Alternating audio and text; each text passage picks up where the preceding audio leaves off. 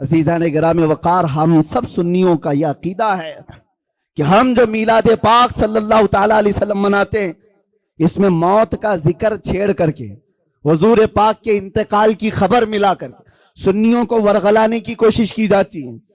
उस वक्त मैं आपको बताऊं, विलादत की खुशी और मौत के गम, दोनों चीजों को बता रहा हूं मैं, दोनों चीजों को। विलादत के दिन सबसे ज्यादा गम अगर किसी को था तो वो इबलीस को था। यह पक्की बात है कि नहीं? शैतान को सबसे ज्यादा गम था। और ये साहब कुछ लोग एतराजात करते हुए ये कहते हैं कि मिलाद के बारे में हम लोगों पर एतराज करते हो कि हम शैतान के चेले, हम मिलाद नहीं मनाते। और इबलीस लईन को हुजूर पाक सल्लल्लाहु अलैहि वसल्लम के जाने की खुशी हुई थी और तुम लोग उस दिन खुशियां मनाते हो। इबलीस उस दिन खुशियां मना रहा था कि हुजूर इंतकाल कर गए। झूठे हो, झूठ बोलते हो। जिस दिन हुजूर का इंतकाल हुआ उस दिन भी शैतान खुश नहीं था, बल्कि वो ये कह रहा था ये तो दुनिया से चले गए लेकिन इस्लाम पूरे कोने तक फैल जाएगा। इबलीस तो तुमसे ज्यादा जानता था। इसलिए हुजूर के इंतकाल के दिन इबलीस खुश नहीं था, जो हम पर एतराज करके बोलते हैं। इबलीस खुश नहीं था, वो उस दिन भी गम में था कि हुजूर गए तो गए लेकिन सिद्दीक भी छोड़ गए, फारूक भी छोड़ गए, उस्मान भी है, हैदर भी है, और नबी पाक सल्लल्लाहु ताला अलैहि वसल्लम का ये मिशन ना रुका था ना रुकेगा। अजीज़ान गिरामी वक़ार, ये मीलाद के सिलसिले में चंद बातें थी जो आपको बताना जरूरी है, और बल्कि हर साल ये रिपीट की जाती हैं और अब महफूज रहेंगी। अगला साल फिर आएगा, फिर आप ये चीजें सुन लेना। ये स्प्रे का काम करेंगी, जब जब कहीं से कॉकरोच आए तो स्प्रे मार देना। नौजवानों के लिए खास तौर पर अपने अकीदे की हिफाजत करो, अपने अकीदे की हिफाजत करो। जान है इश्क मुस्तफा रोज फजू करे खुदा, जिसको हो दर्द का मजा नाजे दवा उठाए क्यों। आज मैं ये बात अर्ज करना चाहूंगा जो कुरान की आयत मैंने तिलावत की। अल्लाह फरमाता अल्लाहु व रसूलुहु अहक्कु अन युर्दू, अल्लाह और उसका रसूल ही ज्यादा हकदार हैं कि उनको राजी किया जाए। बस अल्लाह और उसके रसूल ही ज्यादा हकदार हैं कि उनको राजी किया जाए। तुम किसको किसको राजी करने में लग गए? दुनिया कभी राजी नहीं होगी। जिसके लिए तुमने दाढ़ियां छिलाई, जिसके लिए तुमने अपने हुलिये बदल दिए, जिसके लिए तुमने अपने अखलाक बदल दिए, वो दुनिया तुमसे राजी ही नहीं हुई। तुम महंगे महंगे कपड़े डिजाइन के, फैशन के पहन करके सोचने लगे दुनिया को दिखाऊंगा। दुनिया फिर भी तुम पर उंगली उठाती रही, ताने मारती रही, लेकिन मेरे अजीजों ये कभी राजी नहीं हुई, कभी नहीं। जिन दोस्तों को राजी करने के लिए तुमने अपने माँ बाप को तर्क किया था, रात रात भर जो तुम्हारी माँ इंतजार करती, उनको छोड़कर 2 टके के नौजवानों की दोस्ती पर तुम रात गुजार लेते हो, और आवारगी पर ले जाने वाला हर अय्याश नौजवान, सुन ले ये बात, ये जिस नौजवान के लिए तूने अपने पैसे पानी की तरह बहाए थे और उसको खुश रखने के लिए अपनों को तक छोड़ दिया था, कल ये तेरे साथ क्या करने वाला है। इधर सांसों की माला रुक गई, टूट गई, तो कब्र में दफन करने के बाद आधा घंटा भी तुम्हारी कब्र पर खड़ा होना उसे पसंद नहीं है। रुखसत हो गया, मुट्ठी भर भर करके मिट्टी डाला और चला गया। यही है वो दुनिया। इसीलिए कुरान ये कहता है इस दुनिया में अगर सबसे ज्यादा हकदार कोई है जिसको राजी किया जाए, वो अल्लाह और उसके रसूल है। और दुनिया इसको राजी करने के लिए बहुत पापड़ बेलने पड़ते हैं। कितनी मर्तबा अगर किसी के साथ कुछ हो गया, तुम्हारी तकरार हो गई, देखो उसको मनाने के लिए कितना वक्त लगता है, कितना वक्त लगेगा। लेकिन रब तबारक व तआला का दस्तूर और मेरे महबूब अकरम सल्लल्लाहु अलैहि वसल्लम का दस्तूर क्या है?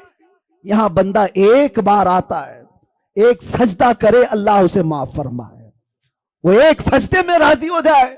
और इधर मेरे मुस्तफा करीम सल्लल्लाहु ताला अलैहि वसल्लम, जिनका दरबार आली ये है, आला हजरत फरमाते हैं चोर हाकिम से छुपा करते हैं। और यहां पता है ना दुनिया में क्या है, जो चोरी किया हुआ है वो पुलिस से डरता हुआ घूमता है, पुलिस पकड़ लेगी वो छुपता रहता है। लेकिन या रसूल अल्लाह तुम्हारा दरबार ही अलग है, चोर हाकिम से छुपा करते हैं, और यहां तेरे दामन में छुपे चोर अनोखा तेरा, करके तुम्हारे गुनाह मांगे तुम्हारी पना, और तुम कहो दामन में आ, तुम पे करोड़ों दुरूद।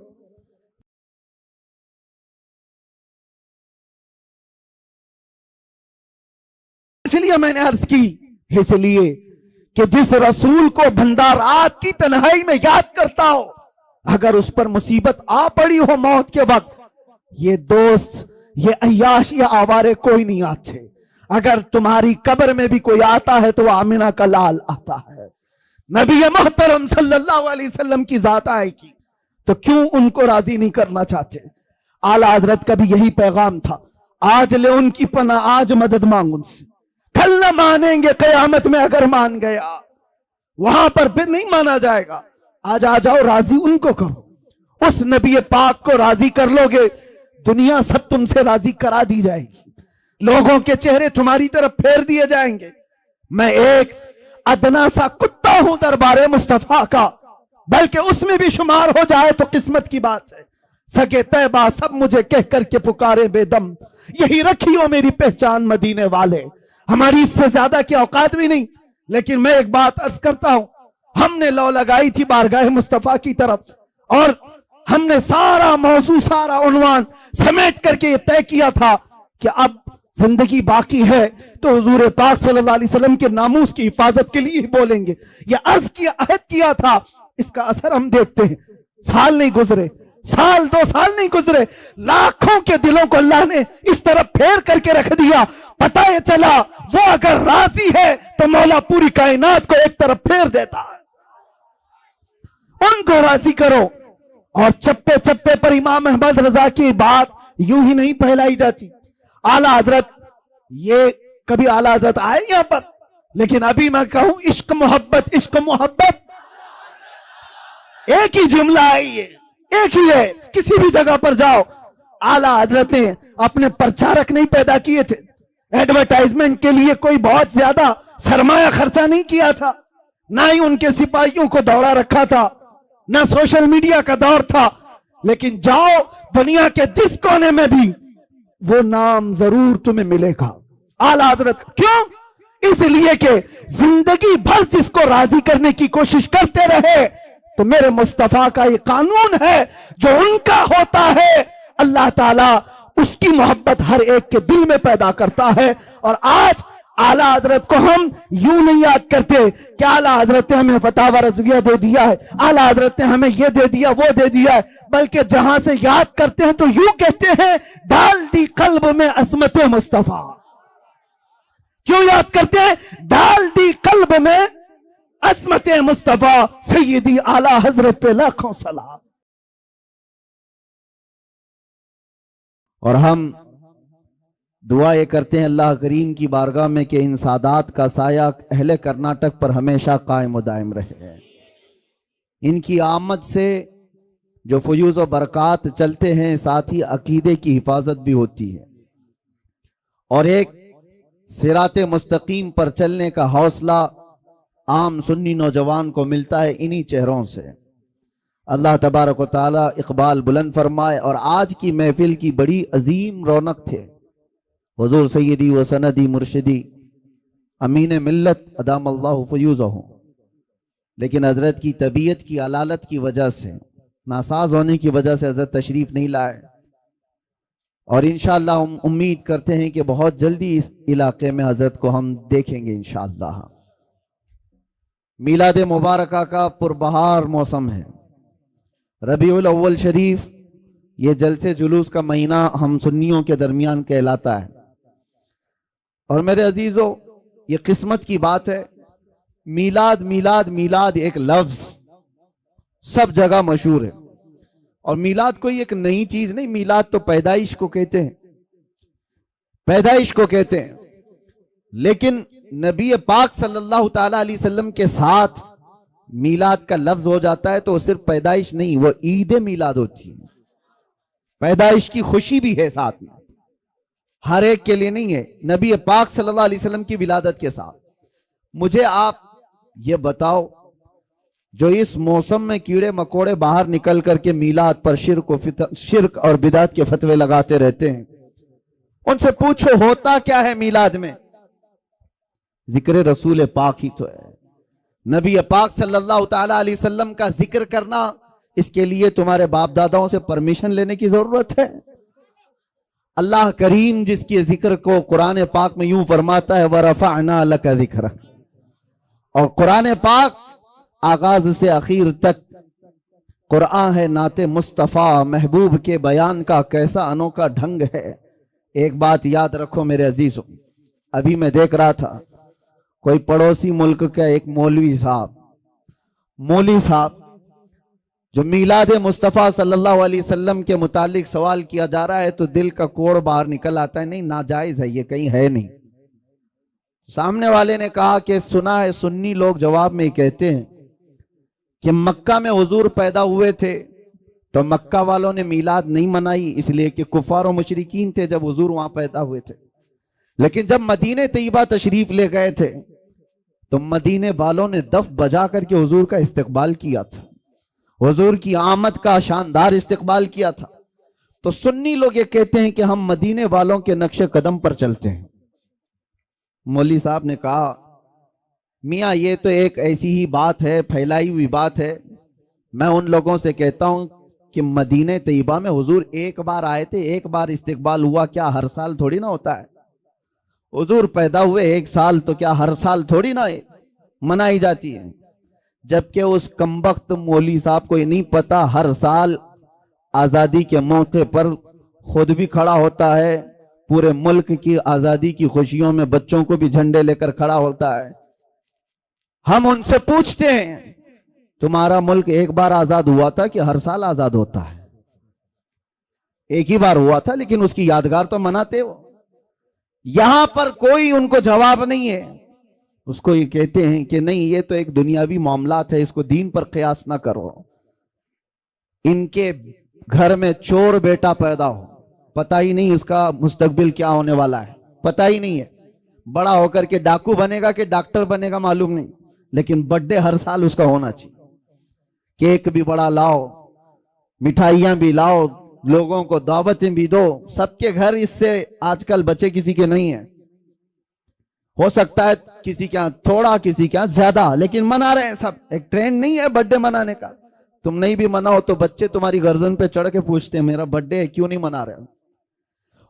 वो बच्चों को आज मैं तालीम देना चाहता हूं कि अल्लाह ना करे तुम्हारे यहाँ कहीं पर भी ये सड़न अगर आ गई जो हुजूर की मीलाद पर ये कहते हैं एक ही साल हुजूर तशरीफ लाए थे, हर साल क्यों? तो अपने बाप से भी कहो मैं एक ही बार पैदा हुआ था, हर साल बर्थडे क्यों? हर साल क्यों? मेरे अजीजों, जिसका फ्यूचर मालूम ही नहीं ये क्या होने वाला है, उसकी खुशियां मनाते हो। और जो महबूब रब्बुल आलमीन है, जिसका आना यहां पर बरकत है और जिसका रहना यहां रहमत है, और उसके आने के दिन को हम यादगार नहीं मना सकते। दूसरी एक और बात फैलाई जाती है, ये इसलिए कि कंफ्यूजन में दूर करना चाहता हूं। सुन्नी लोग बेचारे ऐसे बौछार आ जाते हैं तो परेशान होकर के कहते हैं ऐसा है क्या, क्योंकि इल्म से वास्ता कम रहता है। लेकिन सोशल मीडिया पर आजकल आप ज्यादा एक्टिव हैं, तो हम भी चाहते हैं कि उसी तरह से आपको जवाब भी परोस दिया जाए। एक चीज और फैलाई जाती है कि 12 रबीउल अव्वल को तुम तो हुजूर की विलादत की खुशी मनाते हो, जुलूस निकालते हो। तुम्हें ये नहीं मालूम सुन्नियों कि हुजूर का उस दिन इंतकाल भी हुआ था, हुजूर उस दिन दुनिया से रुखसत भी हो गए थे। तो गम होना चाहिए जो सहाबा को इतना गम था। सहाबा थोड़ी ना खुशियां मना रहे थे, हुजूर के जाने का दिन है। क्या अजीब चीज के जरिए से लोगों के जहन को खरीदने की कोशिश की जाती है। ये ऐसी ही बात है, मैं आपको बताता हूं, इस पर मैं जवाब बाद में देता हूं। अभी हम मदीने शरीफ में थे तो एक साहब मट्टी लेकर के आए थे वापस। कहा कि हजरत हम जो है ये 6 महीने पहले उम्रा पे आए थे, जन्नतुल बकी की कुछ मट्टी लेकर के गए थे। तो लोगों ने इतना डराया कि जन्नतुल बकी की मट्टी जो है जुदाई के गम में रोती है, उसको वापस लेके आया। खैर ठीक है, तुम्हारी अकीदत अपनी जगह, और किसने इस तरह की बातें की। हम ये नहीं कहते कि सब मट्टी उठा लाओ, किसी ने कहा मदीने की मिट्टी वो अपनी निस्बत के लिए एहतराम के तौर पर उसका अपना मामला है, उठाया तो उठाया, लाया तो लाया, लेकिन बहकाने वाले ने उसको किस अंदाज से बहकाया, ऐसे कि जुदाई के गम में रोती है, वापस ले जा। मैंने उससे कहा उस मौलवी को पकड़ के, खजूर नहीं रोता क्या जो मदीने से 10-10 किलो भर के लाते हो? मदीने के दरख्तों में खजूर भी तो है, तोड़ के लाते हो। जमजम नहीं रोता क्या? वहां के कुएं से उठा करके लाते हो। किस तरह की, इस तरह मैनिपुलेट करके लोगों के दिमाग को। इमाम आमश एक बहुत बड़े बुजुर्ग हैं, उनके पास एक साहब आए थे और उन्होंने कहा था ऐसा ही सवाल इमाम आमश के पास, कहा कि हुजूर मैं मस्जिद में सजदा करके जाता हूं, कंकरियां पेशानी पर लग जाती हैं, मैं घर पर जाता हूं झाड़ता हूं तो कुछ लोगों ने कहा मस्जिद की जो कंकरियां पेशानी पर लगती हैं वो अगर घर में जाकर झाड़ोगे तो वो चीखती हैं, चिल्लाती हैं कि मस्जिद से मुझे उठाकर तुम बाहर ले आए। इमाम आमश से उसने पूछा कि इसका हल क्या है बताइए। तो इमाम ने कहा जब वो चीखने चिल्लाने लगे तो उनका गला दबा के पकड़ लेना। जब वो कंकरियां चीखने चिल्लाने लगे तो उनका गला दबा लेना। उसने कहा कि हुजूर ये भी क्या जवाब है, क्या कंकरियों का गला होता है? आपने कहा गला नहीं होता तो चिल्लाती कहां से? वो बड़े इमाम थे, बड़े बुजुर्ग थे, वो इस तरह के जवाब देते थे।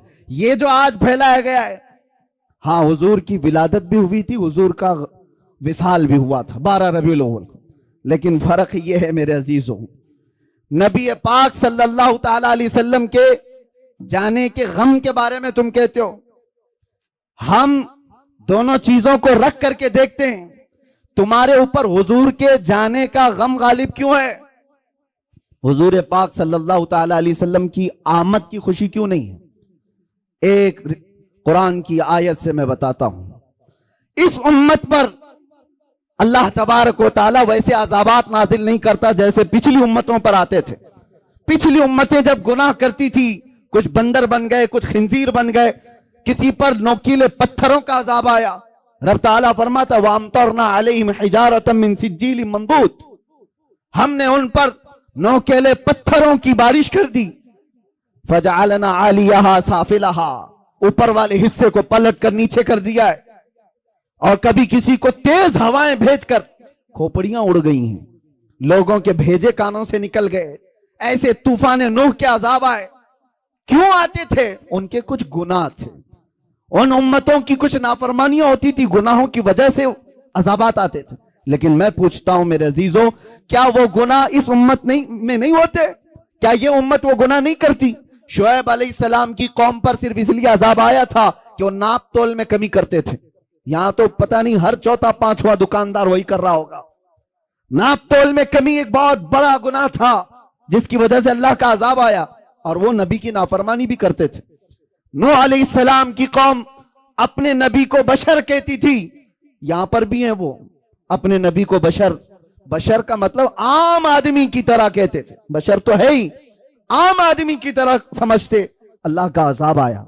लेकिन इस कौम में वो सारे गुनाह हैं, जिना भी है, चोरी भी है, डकैती भी है, नाप तोल में कमी भी है, नाफरमानियां है, शिरक है, कुफ्र है, अज़ाबात क्यों नहीं आते? इसका जवाब खुद रब्बे जुल जलाल कुरान में फरमाता है वमा कान अल्लाहु लियुअज़्ज़िबहुम व अंत फीहिम, अल्लाह ताला इस उम्मत पर वैसा अजाब नाजिल नहीं करेगा इसलिए कि इनके बीच में मेरा महबूब जलवागर है। अब ये आयत तवज्जो चाहता हूं, अल्लाह ने क्या फरमाया? व अंत फीहिम, ऐ रसूल आप इनके बीच में हैं, आप इनके बीच में हैं, इसलिए अल्लाह का अजाब नहीं आता।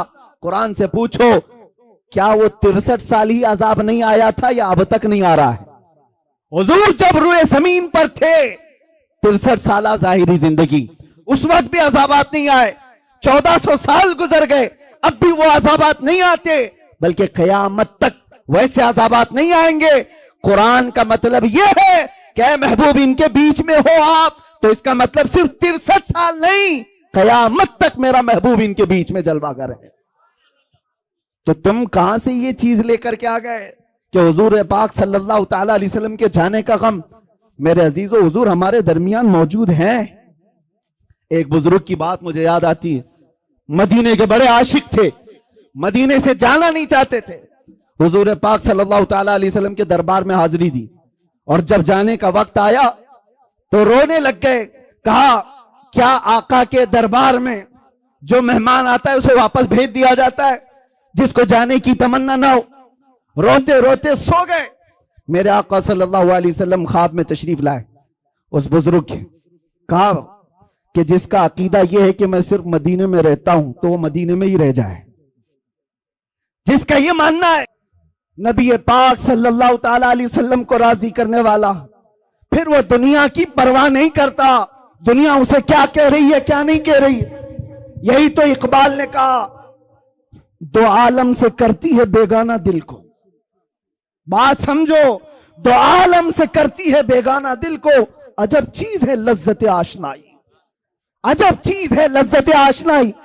ये बिलाल हबशी को मिली तो उन्होंने ये नहीं देखा कि उनका रंग क्या है। ये सलमान फारसी को मिली, उन्होंने ये नहीं देखा कि गुर्बत क्या है। जिसको भी ये लज्जत आशनाई मिलती है वो फिर सिर्फ और सिर्फ उनकी रजा की कोशिश करता है, महबूब रूठने न पाए। आपको पता है इसके लिए अल्लाह व रसूलुहु अहक्कु अन युर्दू, इस पर मैं बात कर रहा हूं। हिजरत का मौका है, मशहूर वाक़या आपको पता है, गारे सौर में मेरे आका सल्लल्लाहु अलैहि वसल्लम सिद्दीक अकबर के साथ है। एक सांप हजरत अबू बकर सिद्दीक के पांव में काट रहा था, वाक़या पता है। और उसके बाद जहर चढ़ भी गया। नबी पाक सल्लल्लाहु ताला अलैहि वसल्लम वहां मौजूद है गार में। सांप से कटवाना आसान बात नहीं है। अरे मियां, अगर कांटा भी चुभ जाए तो हमारा जिस्म बेख्तियारी में हिल जाता है, आपको हिलाने की जरूरत नहीं। चलते चलते अगर कंकरी चुभ गई तो आप खुद ब खुद हिल जाओगे, बैलेंस बिगड़ जाएगा। आपके अंदर इख्तियार नहीं है कि चाह करके हिलूंगा, नहीं, बेख्तियार हिल जाते हो, कांटा भी चुभे। सांप काट रहा हो, जहर चढ़ रहा हो, लेकिन सिद्दीक अकबर के जिस्म में जुम्बिश भी नहीं आती, हरकत भी नहीं आती। वजह क्या है? नबी पाक सल्लल्लाहु अलैहि वसल्लम उनके जानों पर सर रखकर आराम कर रहे हैं। रसूल को राजी रखना है, खलल ना हो। और इधर ये सांप, आप आज भी तहकीक करके मालूम कर लो, सांप का जहर ऐसा है कि आधे घंटे में आदमी मर सकता है। कुछ सांप ऐसे हैं आधे घंटे में आदमी मर सकता है। सिद्दीक अकबर को जो सांप काट रहा था बरसों पुराना सांप, जहर चढ़ चुका है, लेकिन आपके जिस्म में हरकत नहीं, आप पांव तक हिलाना नहीं चाहते। उनको पक्का मालूम होगा कि ये सांप का जहर अगर ऊपर तक चढ़ आया तो अभी थोड़ी देर के बाद मेरी मौत हो जाएगी, मौत हो जाएगी, जान जाने वाली है। और रसूलुल्लाह को वो नींद से उठाना नहीं चाहते। सिद्दीक बल्कि गार में जान उन पे दे चुके, हिफ्ज़े जान, जो जान फुरूज़े गुरर की है।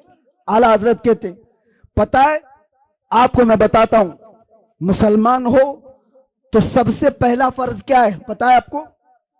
सबसे पहला फर्ज, आप तो कहेंगे ईमान की बात पूछ रहा हूं, कलमा नहीं, सबसे पहला फर्ज है जान बचाना, जान की हिफाजत सबसे पहला फर्ज।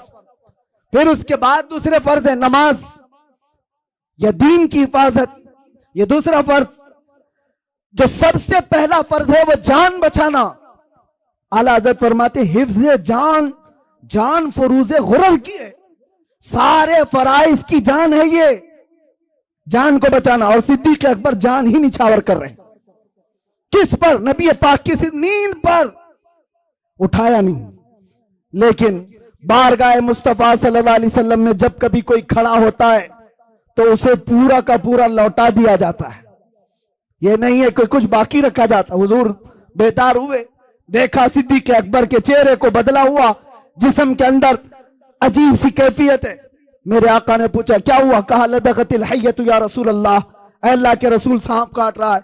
हुजूर ने अपना लुआब पाक लगाया, जहर खत्म हुआ।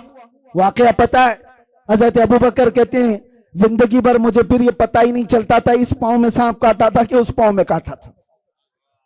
एक बात ही। दूसरी बात, नबी पाक सल्लल्लाहु अलैहि वसल्लम मौला अली के साथ, असर का वक्त है, हुजूर की नमाज असर हुई, हजरत अली ने नमाज असर नहीं पढ़ी। यहां भी यही मसला है नबी पाक सल्लल्लाहु अलैहि वसल्लम हजरत अली की गोद में सर रखकर आराम फरमा रहे। सूरज डूब रहा था। वो आम लोगों की बात नहीं कर रहा, हैदर कर्रार की नमाज जा रही है, गम अंदर से है, लेकिन बारगाह मुस्तफा में बैठे नबी पाक आराम कर रहे हैं, नमाज जा रही है। मुझे बताओ, अल्लाह की इबादत और इधर रसूलुल्लाह की नींद। हजरत अली नहीं उठाए, सूरज डूब गया, असर चली गई। उसके बाद मेरे आका की नींद या मेरे आका सल्लल्लाहु अलैहि वसल्लम की आंख खुली तो आपने देखा हजरत अली को रोते हुए, पूछा क्या हुआ? असर कज़ा हुई। हुजूर पाक ने उनके लिए भी क्या किया? इशारा किया, डूबे हुए सूरज को पलटाया। वाकया पता है, असर की नमाज हजरत अली की अदा हो गई। दो चीजें मैंने आपके सामने रखा। एक, सिद्दीक अकबर, जिनको चाहिए था जान बचाना, जो सबसे पहला फर्ज है, वो निछावर कर दिया। और हजरत अली को जो दूसरा फर्ज है नमाज की हिफाजत, वो भी छोड़ दिया। किसके लिए? रसूलुल्लाह के लिए। किसके लिए? नबी पाक की नींद के लिए। एक जान कुर्बान कर रहा है और एक नमाज कुर्बान कर रहा है। आला हजरत अब इस पर क्या कहते हैं सुनो। सिद्दीक बल्कि गार में जा उन पे दे चुके, हिफ्ज़ जान जो जान फुरूज़े गुरर की है, मौला अली ने वारी तेरी नींद पर नमाज, वो भी नमाज असर जो आला खतर की है। तूने फेर दी उन्हें नमाज, तूने फेर दी उन्हें जान और उनकी नमाज। या रसूल अल्लाह, तूने फेर दी उनकी जान और उन्हें नमाज, पर वो तो कर चुके जो करनी बशर की है। अब क्या साबित होता है? साबित हुआ जुमला फराइज फुरू है। जितने फर्ज हैं ये सब ब्रांच हैं। फरा का मतलब समझते हो? फरा किसको कहते हैं? ब्रांच को, शाख को। असल और फरा दो चीजें। असल फर्ज है और उसकी जो शाख है उसको फरा कहते हैं। अब आला हजरत फरमा रहे हैं, ये दोनों साहब सिद्दीक अकबर के अमल से, मौला अली के अमल से यह साबित होता है जितने फराइज हैं ये सब ब्रांच हैं, ये सब शाखे हैं। जान बचाना ये भी फर्ज है, नमाज की हिफाजत ये भी फर्ज है, लेकिन ये सारे फुरू हैं। साबित हुआ जुमला फराइज फुरू है। असलुल उसूल बंदगी उस ताजवर की है। असलुल उसूल बंदगी उस ताजवर की है। अगर वो राजी ना हुआ तो फिर नमाज किस काम की? अगर वो तुम्हारे साथ ना हो तो जान किस काम की? वो जो न थे तो कुछ न था, वो जो न हो तो, सुन्नियों को ये पता है, वो जो न हो तो, और जान है वो जहान की, जान है तो जहान है। हत्ता कि हमारे दरमियान सैकड़ों फिरके हो गए होंगे, हर फिरके में कुरान यही है, यही कुरान है। शियों के यहाँ भी, देवबंदियों के यहाँ भी, अहले हदीस के यहाँ भी, चाहे जितने भी मकातिब फ़िक्र दुनिया में हैं, फ़िरक़े हैं, सबके पास कुरान यही है, यही कुरान है। तो कोई अलग कुरान क्यों नहीं मिलता? ये उनके लिए सबसे बड़ा सवाल है कि इतने तवातुर तक, यानी लाखों लोगों का एक चीज़ पर जमा होना दुनिया में मुहाल है, कोई एक तो अगेंस्ट होगा।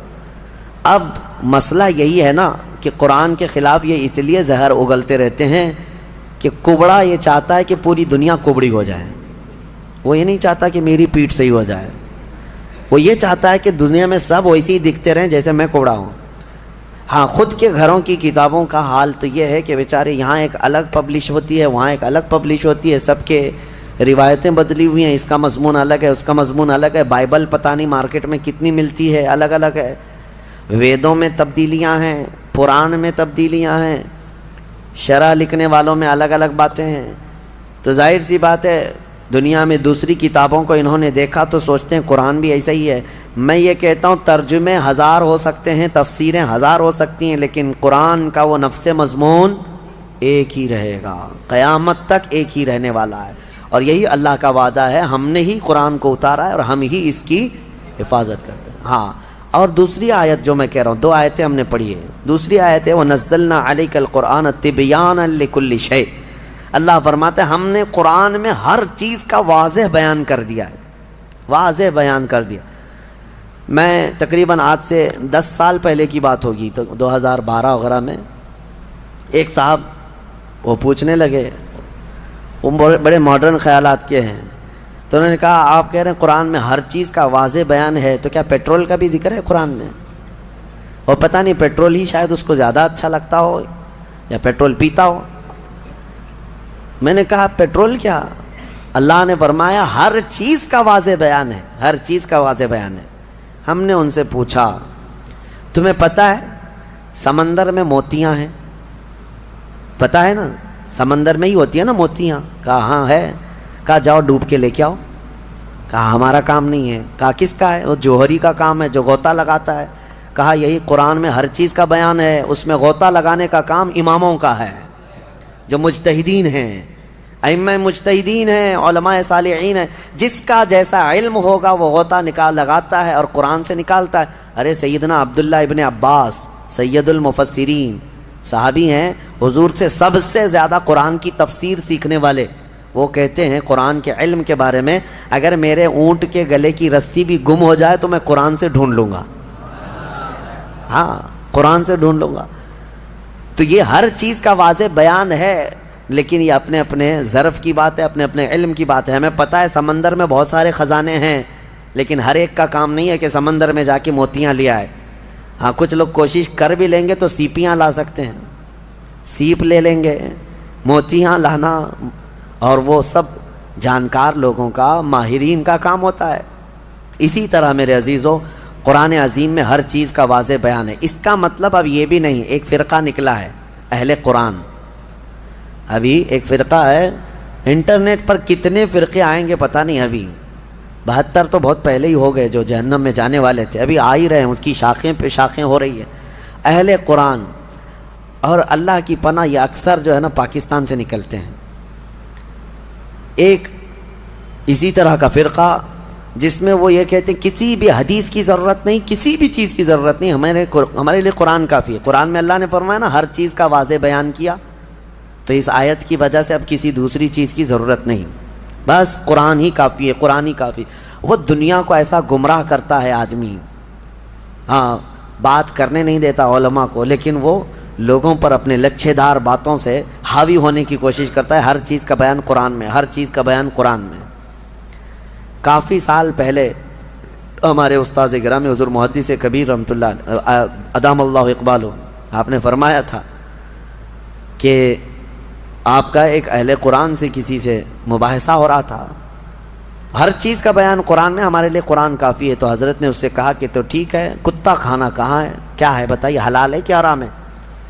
कुरान में उसका जिक्र होना चाहिए, साफ साफ जिक्र हो कुत्ता खाना क्या है। अगर हलाल है तो पहले तुम कबाब बना के खाओ, और हराम है तो फिर कुरान से दिखाओ। नहीं था। क्या कुरान में हर जानवर का पर्टिकुलर नाम है? नहीं है, फार्मूले बताए गए हैं। और कुरान को समझने के लिए रसूल पाक की हदीस ज़रूरी है, क्योंकि वही नूर है जो इस पर रोशनी डालता है। नबी पाक सल्लल्लाहु अलैहि वसल्लम की हदीसों के बग़ैर कुरान को समझने की कोशिश करोगे फिर अटकल पच्चू मारते रह जाओगे। इसका मतलब ये हो सकता है, उसका मतलब ये हो सकता है। नबी पाक सल्लल्लाहु ताला अलैहि वसल्लम की अहादीस से जिसने कुरान को समझा वो हिदायत पर है, वो हिदायत पर है। वरना यही इंटरनेट के कीड़े जो अभी निकले हुए हैं अपना फ़िरक़ा बनाए, और उन्होंने क्या क्या इनकार कर दिया, मौजज़ा नहीं होता, ये तौरात ज़बूर इंजील कोई किताब ही नहीं थी। हाँ, और सबसे अफजल कौम जो थी वो बनी इसराइल थी, उम्मत मोहम्मदिया नहीं है। आयतों के ज़रिए से बहुत कुछ तोड़ मरोड़ करके माने। कहाँ से समझ रहा है? उससे सवाल करो तो कहा हम अपनी अक्ल से समझते हैं, अक्ल से समझते हैं। उनको हदीस की ज़रूरत नहीं, हदीस का लफ्ज़ तक नहीं लेते। वो कहते हैं अक्ल से, हम अपनी अक्ल से समझते हैं, अल्लाह ने हमको इतनी हिदायत दी। अगर उनसे सिर्फ एक सवाल कर लें, एक सवाल कर लें, सब चीज़ें तुम्हारे लिए कुरान ही काफ़ी है ना। पहली बात तो ये बताओ कि ये कुरान तुम तक आया कैसे? क्या तुम्हारी अकल पे डायरेक्ट नाजिल हो गया, जिब्राइल अमीन ला करके दे दिए? कहाँ से आया कुरान? इसकी ऑथेंटिसिटी चाहिए। तो उनको बोलना पड़ेगा, उनको बोलना पड़ेगा कि रसूलुल्लाह पर नाजिल हुआ, और उसको जमा किसने किया? किसने किया? आम लोग जानते हैं, सहाबा इकराम ने जमा किया। अब सहाबा इकराम से ताबईन में आया, ताबईन से फिर औलिया उम्मत में आया। ये ऐसे ही चलता चलता कुरान हमारे तक आया ना। अब ये साहब ये बीच के सारे सनद हटाना चाहते हैं, नहीं, हमको डायरेक्ट चाहिए। अगर तुम ये सहाबा कराम और ये ताबईन के सिलसिले को ख़त्म करोगे तो कुरान की सनद भी नहीं रह जाएगी, कुरान की सनद भी नहीं रह जाएगी। कुरान को अगर तुम हक्कानियत वाला ये किताब मानते हो तो ये मानना पड़ेगा इसको हम तक पहुँचाने वाली जो ज़ातें हैं वो नबी पाक सल्लल्लाहु अलैहि वसल्लम के सच्चे ग़ुलाम हैं, और उन्होंने ही हुजूर की हदीसें भी बयान की और कुरान की तशरीह भी उन्होंने ही हमें समझाया। इसीलिए कुरान को अपनी अक़ल से नहीं बल्कि सहाबा और ताबईन की समझ से हमें समझना है। जैसे रसूलुल्लाह ने उन्हें समझाया है वैसे हम कुरान समझना चाहते हैं तो अक़ल नहीं, गूगल नहीं, बल्कि फ़हम सहाबा जिसको कहते हैं, सहाबा इकराम। अभी लोगों को बड़ा आसान है, आयत समझना है गूगल कर दो, और गूगल ला करके दिया, और गूगल कितनी जगह गलियों में फंसाता है पता है। बड़ी बड़ी गाड़ियां ले जा कर के नुक्कड़ पे लगा देता है। गूगल मैप वाली आंटी जो बोलती है उसके पीछे पीछे चल करके कितनी मर्तबा तो हम भी धोखे खाएं। हाँ, हमको जो है दिल्ली से निकल करके गाड़ी में 6 लोग थे, मैप लगा करके चल रहे हैं। मैं कहा कि मुझे पता है रास्ता, ड्राइवर साहब रामपुर के थे, कहे कि नहीं मैप से चलेंगे। रात के 2 बज चुके हैं, मैप से चलते चलते कच्चे रास्ते पर लेके गए। मैं कहा बरेली का रास्ता इतना कच्चा तो नहीं है, दिल्ली एयरपोर्ट से बरेली जाना है, कच्चे रास्ते पर ले जाकर एक जगह डेड एंड आ गया, कुछ भी नहीं, और बैरिकेडिंग डाल करके पुलिस लोग खड़े हैं, टार्च हमारे ऊपर मारने लगे। कहा इधर क्यों आए? हमने कहा कि हम बरेली जा रहे हैं। उन्होंने कहा ये तो सब जेल है, यहाँ कैसे आ गए रात के 3 बजे? तो ये है गूगल वहाँ तक पहुँचाता है। बहुत सारे लोग सिर्फ जो है ना आयतों को गूगल करके वहीं तक जेल तक जाना चाहते हैं। सिर्फ इस पर डिपेंड मत रहो। हाँ, मैं ये नहीं इसका इनकार नहीं करता कि इसमें कुछ नहीं है, लेकिन ये ऑथेंटिक है या नहीं इसको समझने के लिए फिर तुम्हें उलमाए हक की ज़रूरत होगी। और इकबाल ये फैसला कुन अंदाज में कहता है, आबरू माजना में मुस्तफास्त, हम सब की इज्जत आबरू मुस्तफा के नाम से है। हर चेदरी दुनिया बाद मुस्तफास्त, जो कुछ भी दुनिया में है वो मुस्तफा के बाद है। इस नुक्ते पर आ जाओ ऐ सुन्नी मुसलमानों, हमें राजी करना है, हमें करनी है शहंशाह बतहा की रजा जोई। वो अपने हो गए तो रहमत परवरदिगार अपनी। बस राजी करने पर लगे रहो मेरे मुस्तफा करीम सल्लल्लाहु अलैहि वसल्लम को। अगर वो राजी हो गए तो रहमत परवरदिगार हमारी। ये एक बात और बताता हूं, किस चीज के लिए दौड़ भाग कर रहे हो? सियासत के लिए, हुकूमत के लिए, चलो दौड़ भाग कर रहे हो, एजुकेशन के लिए, सक्सेस के लिए, दुनिया में क्या क्या चीजें सब गिनाओ, मैं बोलता हूं। सियासत चाहिए तुम्हें, क़ियादत चाहिए तुम्हें, एजुकेशन चाहिए, मुकाम बुलंद मर्तबा चाहिए, सब चाहिए। सारी चीजें कहां से मिलेंगी? बताता हूं तुम्हें। हुकूमत, सियासत, ये दुनिया, ये सारी चीजें। इकबाल की बात तो सुनो, कहता है कि मोहम्मद से वफा तूने तो हम तेरे हैं। अरे ये जहां चीज है क्या? अरे ये जहां चीज है क्या? लौह कलम तेरे। तो सियासत और हुकूमत की बात कर रहा है, ये जहां चीज है क्या? हुजूर से वफा करके देख, लौह कलम तेरे हैं। पता है हुजूर से वफा करने वाला गुलाम एक उमर इब्न खत्ताब, मिस्र से एक कासिद आया था, यह कहता हुआ कि दरिया नील हर साल सूख जाता है। दरिया आज भी है वो दरिया नील, हर साल सूख जाता है। और मिस्री लोग क्या करते हैं, इजिप्शियन लोग 16 साल की एक नौजवान लड़की को दुल्हन बनाकर जुलूस निकालते हैं और उसको ज़बह करते हैं, दरिया में डालते हैं, फिर पानी ऊपर आ जाता है। हर साल बलि चढ़ानी पड़ती थी, हर साल बलि चढ़ाई जाती थी। लेकिन जब इस्लाम आया तो वहां पर मौजूद सहाबी ने यह लिख करके भेजा, अमीरुल मोमिनीन अब की बार क्या किया जाए, हम क्या किसी लड़की को ज़बह करने की इजाजत देंगे? मौला उमर इब्न खत्ताब ने कहा नहीं, हरगिज नहीं। एक खत लिखा उस सहाबी रसूल को जवाब, उनको भी जवाब में लिखा, और एक खत लिखा दरिया नील के नाम पर। आज तक दुनिया में देखा है आपने किसी को कि कोई दरिया को भी खत लिख रहा हो? कोई दरिया को भी खत लिख रहा हो?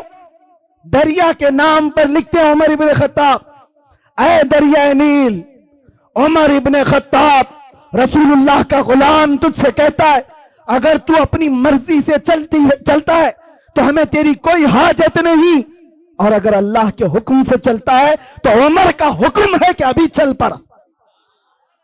खत लिखा, सहाबी रसूल को भेज दिया।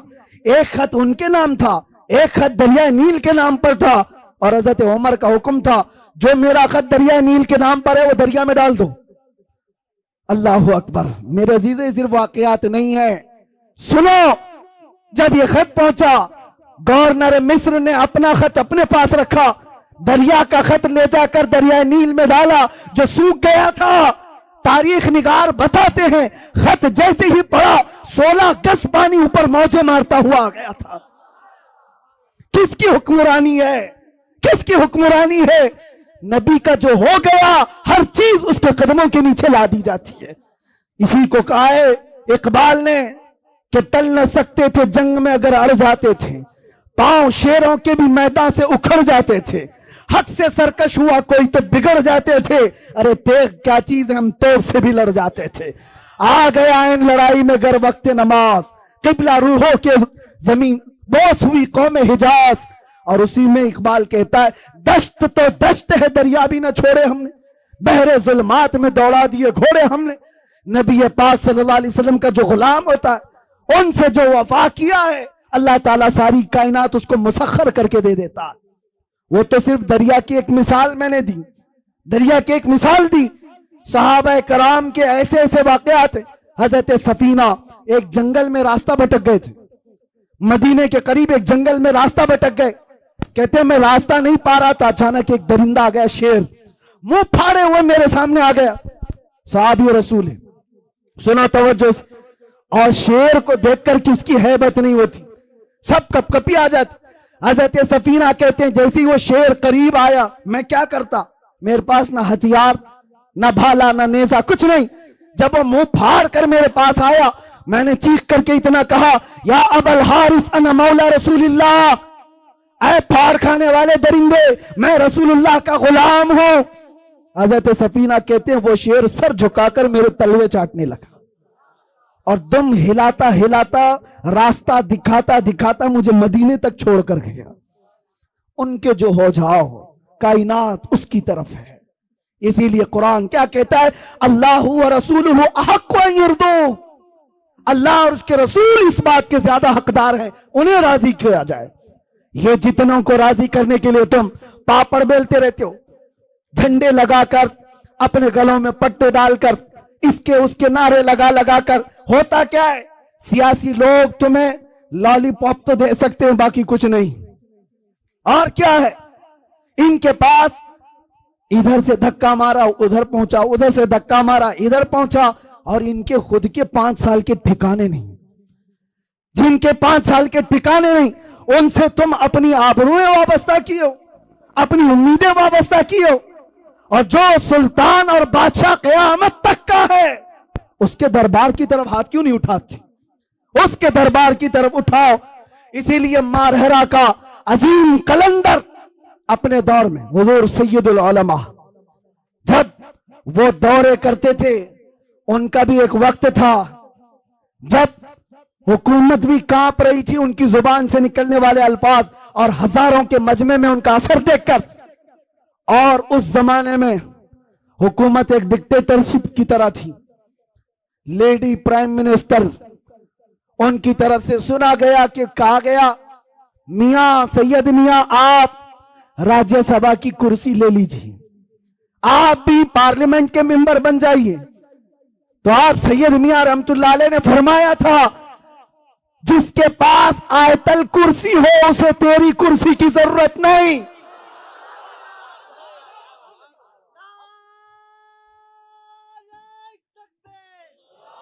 और एक बात, उसी मर्दे कलंदर का ये नारा जो मेरा टॉपिक है, उसी मर्दे कलंदर का ये नारा देखा होगा दुनिया में ये लोग किसको किसको राजी करने के लिए भागते रहते हैं, अपनी जिंदगियां बर्बाद की हैं।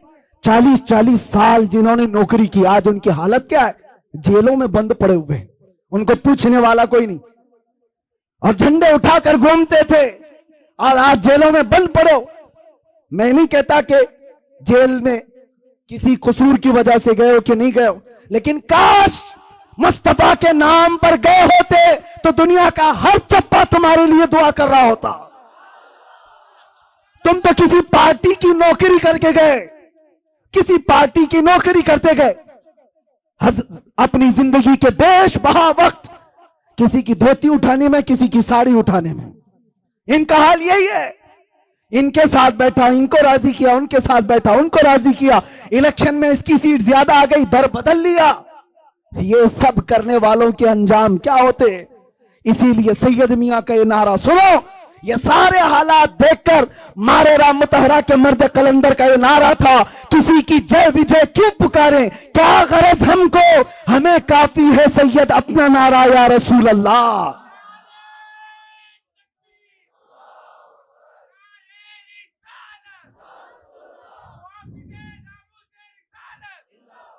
अजीजा ने गिराम वकार, बस मैं अपनी बात को खत्म करता हूं।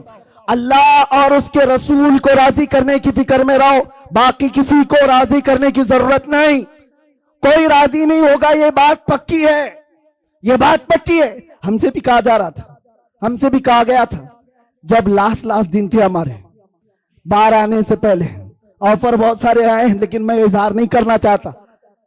ये क्या आप ये नहीं बोलेंगे और आप ये बोलेंगे, आप इस तरह से काम करेंगे, मुल्क का भी फायदा होगा, इसका भी फायदा होगा। हम सब समझते हैं किसका फायदा होगा। ये बातें करने वालों से मैं एक बात कहा था, तुम्हारी क्या गारंटी है कि कब तक तुम राजी रहोगे, कब तक तुम राजी रहोगे। आज हम ये बोलना छोड़ दें, तुम उसके बाद कल ला करके कहोगे कि कुरान पढ़ना भी छोड़ दो, तीसरे दिन बोलोगे कलमा भी मत पढ़ना। यानी तुमको राजी करते करते पूरे कपड़े उतार दिए जाए। इसलिए याद रखो ए मुसलमानों, दुनिया को राजी करने में कभी अपने आप को बदलने की जरूरत नहीं।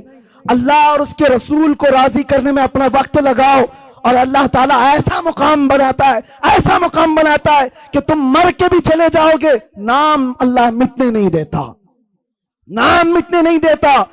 बस यही मेरा मैसेज है कि आज झूम करके हम ये कह करके जाएंगे, दुनिया किसी भी तरफ बुलाए, दुनिया किसी भी लालच की तरफ हमें पुकारे, हमें वो नहीं देखना है और ना उनको राजी करना है, ना हुस्न को राजी करना, ना दौलत को राजी करना, ना वक्त के तागुतों को राजी करना। बस हमारा क्या मिशन है, अपना सब कुछ गुंबद खजरा, कल भी था और आज भी है, मेरे नबी से मेरा रिश्ता कल भी था और बतला दो गुस्ताखे नबी को, गैरत सुन्नी जिंदा है, उन पे मर मिटने का जज्बा कल भी था और लब्बैक या रसूल अल्लाह।